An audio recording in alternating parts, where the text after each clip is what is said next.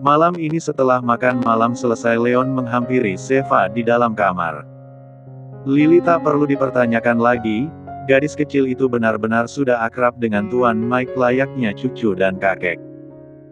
Sesampainya di dalam kamar, Leon menghampiri Zeva yang tengah duduk bersandar di kepala ranjang. "Sepertinya kamu senang sekali menginap di sini." Zeva mengulas senyum tipis sambil menatap sang suami yang saat ini duduk di sampingnya. Senang sekali, aku merasa akan tidur nyenyak malam ini." "Tidur nyenyak?" Leon mengerutkan keningnya saat mendengar ucapan Zeva. "Apa malam ini kita tidak? Tidak itu. Mumpung suasananya baru." Sayang." Wajah Zeva ditekuk dalam. "Coba tanya calon bayi, boleh tidak?" Sontak Leon langsung membaringkan kepalanya di pangkuan sang istri. Ia mengusap pelan perut Zeva yang belum terlihat membuncit. "Sayang, hari ini Dedi jenguk boleh?" "No, Dedi," sahut Zeva dengan suara seperti bayi. Leon mendongakkan kepalanya menatap Zeva. "Itu si mominya yang tidak boleh." Ia kembali mengelus pelan perut sang istri. "Harapan dan cita-citaku sekarang berada di sini. Aku harap dia seorang laki-laki. Kalau perempuan bagaimana, apa kamu akan kecewa?" Tanya Zeva penuh selidik. Ia tahu sejak awal Leon pasti mengharapkan seorang anak laki-laki, dan jika boleh jujur Zeva pun sama. Tetapi mereka hanya bisa berencana, selebihnya Tuhan yang memang segala kuasa. Leon pun memahami arti tatapan kekhawatiran Zeva. "Tidak apa-apa, itu artinya coba lagi dan lagi. Kalau sampai akhirnya kita memang tidak dikaruniai anak laki-laki, tidak masalah. Aku akan menjadi Mike Wilson kedua yang sangat ketat dalam memilih menantu untuk putri-putrinya." Zeva yang tadi nampak murung, ketika terkekeh mendengar penuturan sang suami. "Wah, sepertinya kamu akan lebih menyeramkan daripada papa." Kalau begitu sekarang apa kamu siap dengan tugas kedua sebagai Pakmil siaga?" Ekspresi wajah Leon seketika berubah menjadi datar. Ia tahu sang istri pasti akan meminta hal aneh lagi. Sudah sejak beberapa hari belakangan ini ia melatih diri untuk terbiasa dengan semua permintaan Zeva. Meski yang membuat Leon sedikit heran adalah, karena permintaan Zeva selalu berkaitan dengan sesuatu yang sederhana namun sulit untuk dijalankan oleh pria yang terlahir berkecukupan seperti Leon. "Apa kali ini? Katakan saja, aku pasti akan mewujudkannya semampuku," ucap Leon yang selalu berusaha antusias, agar Zeva tidak ragu untuk mengungkapkan keinginannya. Apa ya? Bagaimana kalau aku kasih saran?" Tanya Leon memotong ucapan Zeva. Ia segera bangkit dari posisi berbaringnya. "Kamu kan punya kartu no limit yang aku berikan tapi jarang kamu gunakan. Bagaimana kalau kamu belanja saja, apapun yang kamu mau? Di mall banyak makanan, pakaian, tas, sepatu, aksesoris, dan masih banyak lagi." Zeva memutar bola matanya malas saat mendengar penuturan sang suami. "Sayangnya seleraku tidak seperti itu. Aku hanya ingin makan pai susu dan segelas boba sekarang, bisa?" Leon Mendes pelan saat mendengar permintaan sang istri. "Baiklah, aku belikan sekarang. Tunggu sebentar ya." Saat sang suami hendak beranjak pergi, Zeva segera menahan pergelangan tangannya. "Kamu di sini saja. Ngapain sih repot-repot, kan ada online food. Lupa ya kalau sekarang serba canggih." "Astaga, salah lagi, biasanya juga dia mau aku yang membeli langsung." Wanita memang tidak bisa ditebak, kadang ini dan kadang itu, batin Leon. Akhirnya Leon memutuskan untuk kembali duduk di tepi ranjang seraya meraih ponselnya di atas nakas. "Baiklah, mari kita beli makanan yang kamu mau. Kamu benar siap menikahi aku?" Tanya Karina saat mengantar Bara ke teras depan. Jujur ia kaget dan tidak percaya Bara mengikuti ide Gilead sang papa. Ia pikir semuanya tidak nyata, namun ternyata papanya sudah menyusun rencana dengan dibantu Leon. Apa aku terlihat bercanda? Bara menghentikan langkahnya tepat di hadapan Karina. Papa kamu sudah menyerahkan segala persiapan kepada Leon. Sekarang aku harus pulang menyiapkan dokumen untuk pernikahan kita. Karina menarik senyum tipis saat melihat kesungguhan Bara kepadanya. Meski hanya dalam waktu singkat, tanpa masa penyesuaian diri, Bara seolah telah yakin dan percaya untuk meminangnya. Karina pun akan melakukan hal yang sama, karena komitmen harus didasari rasa percaya. Wah, kamu bersemangat sekali. Baiklah, pulang sana. Jangan begadang, besok kita masih harus ke rumah sakit, ucap Karina. Iya. Bara memantau situasi sekitar yang nampak lengang. Hingga dengan gerakan tiba-tiba ia mendekat dan kap. Satu kecupan singkat Bara berikan tepat di pipi Karina. Kalau begitu aku pulang dulu. Sampai jumpa besok calon istriku. Karina hanya bisa tersipu malu sambil memandangi kepergian Bara. Baru kali ini, ia merasa mendapatkan kebahagiaan yang sungguh luar biasa. Karena selama ini Karina lebih banyak bersembunyi dan fokus mengejar pendidikan. Sekalipun ia tidak pernah berpikir untuk mempunyai pacar apalagi untuk melangkah ke jenjang pernikahan. Namun setelah kebenaran tentang anak kandung sang papa terkuak ke permukaan, ia merasa hidupnya lebih lega karena ternyata Zeva adalah wanita yang luar biasa tulus dan baik. Karina tidak perlu lagi tertekan dengan ancaman-ancaman Flora yang dulu selalu ia takuti. Kini hidupnya perlahan akan membaik dan ia berharap Bara adalah pria yang akan membawanya menemukan kebahagiaan baru di dalam ikatan suci pernikahan. Sekitar pukul 5 subuh, Bara mengerjapkan matanya perlahan saat mendengar suara dari ponsel di atas meja lampu tidur. Sejenak ia mencoba untuk menormalkan diri hingga akhirnya menerima panggilan itu tanpa melihat siapa nama yang menelponnya. Halo, siapa? Dok, ini saya. Kondisi Nona Flora menurun, sejak tadi senyut nadinya sangat lemah. Bara yang tadi nampak bergerak malas-malasan kini langsung beranjak turun dari tempat tidur.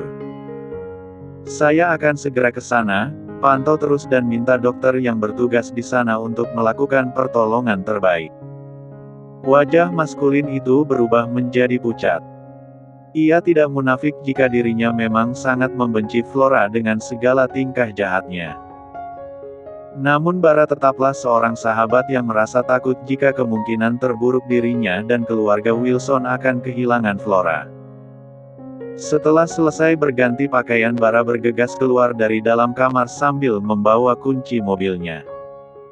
Sesaat setelah keluar dari unit apartemen ia mencoba untuk menelepon Karina. Halo, Karin. Tolong ke rumah sakit sekarang, ajak Lily dan yang lainnya juga. Sebenarnya apa yang terjadi? Kamu terdengar panik. Tadi Nita menelpon untuk mengabarkan bahwa kondisi Flora menurun. Aku tidak ingin mendahului kehendak semesta, namun kita tetap harus bersiap untuk semua kemungkinan yang terburuk. Jadi aku harap kamu ke rumah sakit sekarang dan jangan lupa bawa Lily dan yang lain ikut bersamamu. Tanpa membiarkan Karina mengucapkan apapun lagi, Bara segera menutup panggilan telepon itu lalu mempercepat langkah kakinya menuju basement di lantai bawah. Leon mengerjap perlahan saat mendengar suara ketukan pintu dari luar. Saat bangkit dari posisi berbaringnya ia menoleh ke arah jam dinding yang masih menunjukkan pukul 5 subuh. Sepertinya ada yang mengetuk pintu, ucap Zeva yang juga ikut terbangun. Aku akan buka pintu. Leon melangkah menuju pintu sambil mengucek matanya. Tanpa ragu ia meraih handle pintu dan langsung membukanya. Karin. Ekspresi kebingungan kini tergambar jelas di wajah Leon kala mendapati sang adik ipar berdiri di depan pintu kamarnya dengan ekspresi wajah panik.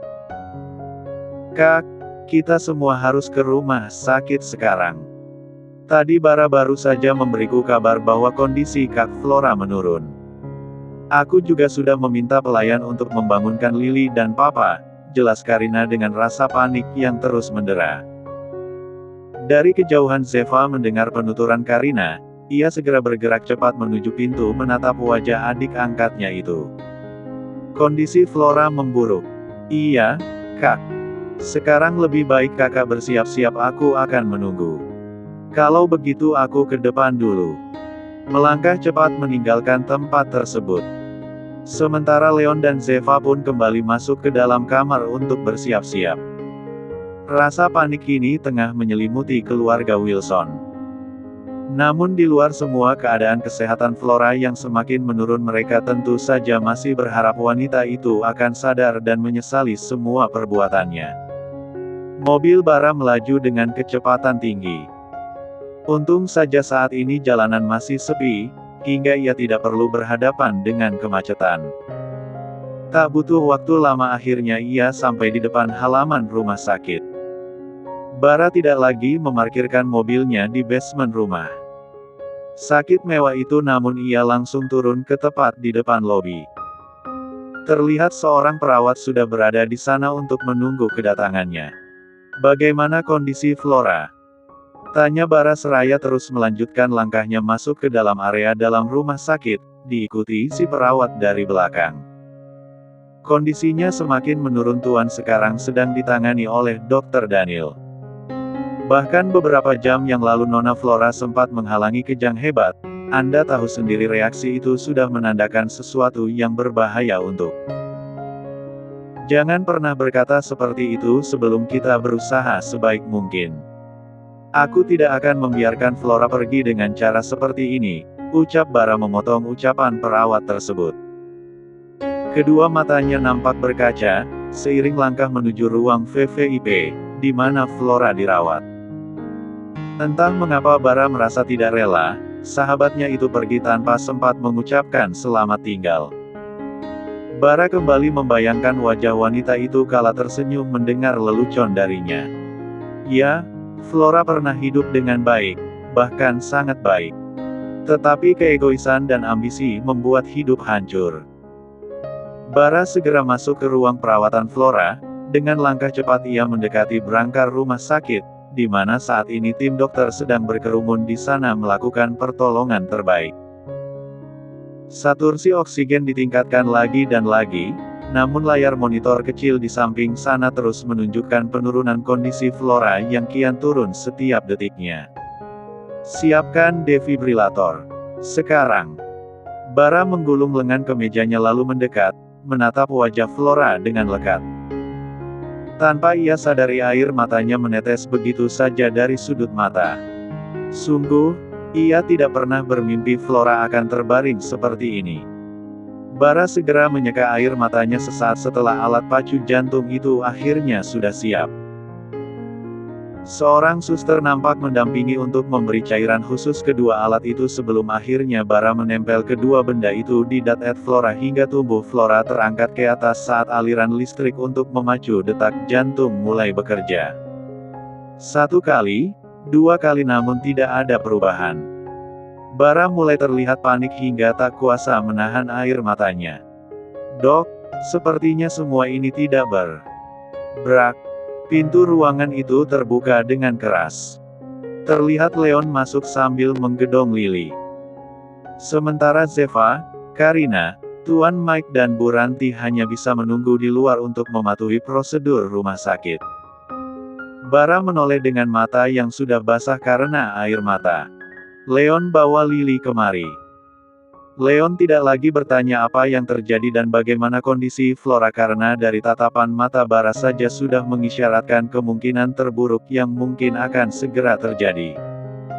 Tanpa buang waktu lagi Leon melangkah hingga berdiri di samping berangkar rumah sakit. Matanya mulai memanas saat melihat wajah pucat Flora. Lily, sekarang bisikan sesuatu ke telinga mama kamu, Dedi mohon. Awalnya Lily nampak ketakutan karena walau bagaimanapun pertemuan terakhirnya dan Flora memberikan kesan yang kurang baik. Melihat tatapan Leon yang penuh harap akhirnya gadis kecil itu mengangguk pelan. Perlahan Leon menurunkan Lily berdiri di atas kursi agar lebih mudah untuk mendekat. Hingga akhirnya gadis kecil itu mendekatkan bibirnya di depan telinga Flora. Mama, ini Lily ma. Leon dan Bara tak kuasa menahan air mata mereka saat mendengar lirihan suara Lily yang memanggil Flora dengan sebutan Mama untuk pertama kalinya. "Mama, ini Lily anak Mama," ucap Lily lagi. Beberapa detik setelah bisikan Lily, tiba-tiba cairan bening mengalir dari sudut mata kanan Flora seiring dengan suara monitor yang berbunyi nyaring dan menggambarkan garis lurus yang menjadi tanda akhir dari segalanya. Bara yang kembali panik segera mendekat untuk melakukan tindakan medis apapun yang ia bisa. Saat ini Bara tak bisa mengontrol dirinya, ia melakukan tindakan CPR, menekan dada Flora berkali-kali dengan air mata yang terus mengalir tanpa henti. "Flo, aku mohon jangan tinggalkan aku seperti ini. Kamu harus sadar. Kau bilang akan menjadi sahabatku sampai tua nanti, aku mohon bangun." Bara dia sudah tidak ada. Leon menarik tubuh Bara agar menjauh dari berangkar. Kedua tangannya mencengkram erat pundak sang sahabat dengan tatapan tajam. "Sadarlah, tenangkan diri kamu." Bara akhirnya pasrah, saat mendengar ucapan Leon kepadanya. Sementara seorang dokter mendekati berangkar rumah sakit untuk mengumumkan waktu kematian Flora Wilson. Leon memeluk Lily dengan erat. Sementara Bara kembali mendekati Flora dan mencium kening wanita itu untuk terakhir kalinya. "Flo, aku sudah menepati janjiku untuk mendampingi kamu hingga akhir. Beristirahatlah dengan damai. Apapun kesalahan yang telah kamu lakukan, kami sudah memaafkan." Di luar ruangan, Zeva dan yang lainnya juga diselimuti duka mendalam sesaat setelah mendengar penuturan seorang perawat yang datang menghampiri mereka di luar. Karina memeluk sang papa dengan erat. Meski tidak dekat, bahkan Flora cenderung sering menyakiti hatinya, Karina tetap saja merasa sangat kehilangan karena walau bagaimanapun Flora pernah menjadi orang yang sangat baik pada masanya. Seseorang pernah berkata, untuk mendapatkan akhir baik, maka lakukanlah yang terbaik. Jangan menunggu saat terdesak, hingga akhirnya pergi dengan penyesalan. Kehidupan Zeva, Leon dan Bara, Karina akan memulai tahap baru setelah ini. Dan tidak menampik, akan ada kebahagiaan yang luar biasa dan kerikil-kerikil baru yang mewarnai perjalanan mereka.